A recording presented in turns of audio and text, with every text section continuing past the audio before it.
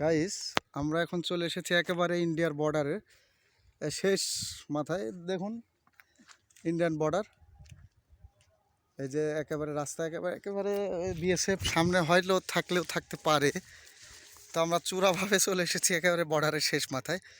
দেখুন, আপনার দেখানোর চেষ্টা করছি, একেবারে ট্রেন লাইনের হিলির একেবারে উপরে চলে এসেছি আমরা শেষ মাথায়। এই যে আপনার দেখানোর চেষ্টা হচ্ছে, মঞ্জু ভাই বর্ডার ক্রস করেন না, ওইদিকে যায়েন না, বলা যাবে না ভাই। এই যে আমরা এমন একটা সিচুয়েশনে এসেছি, দেখানোর চেষ্টা করছি আপনাদের, একেবারে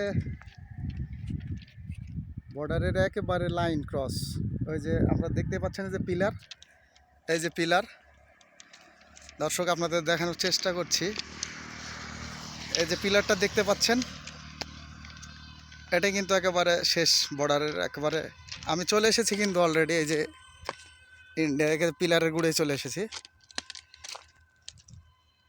দেখুন আপনাদের পুরো ভিউটা আমি দেখানোর চেষ্টা করছি।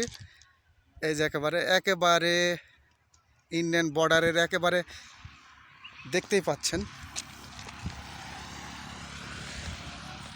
যা হোক, আপনাদের দেখানোর চেষ্টা করলাম দর্শক পুরোটাই। আর আবহাওয়া একেবারে প্রচণ্ড বৃষ্টি আজকে, এখন এই মুহূর্তে একটু রোদ, যদিও আমরা লুঙ্গি পরে এসেছি। সিচুয়েশান এমন একটা জায়গায় যে একেবারে বলার মতো না। যদিও আমাদের ক্যামেরাম্যান নাই, চূড়াভাবে আসা একেবারে শেষ মাথায়। যে আমাদের মঞ্জুর ভাইকে দেখতে পাচ্ছি, বড় ভাই মঞ্জুর ভাই একেবারে শেষ মাথায় দেখা দিলাম। পিলার পার হয়ে ক্রস, আমি এখন পুরোটাই কিন্তু ইন্ডিয়ায় রয়েছি। এই যে এখন দেখুন একেবারে পুরোটাই ইন্ডিয়ায় চলে আসছি, বিনা পাসপোর্টে বিনা ভিসায় আমি একেবারে পুরোটাই ইন্ডিয়ায়।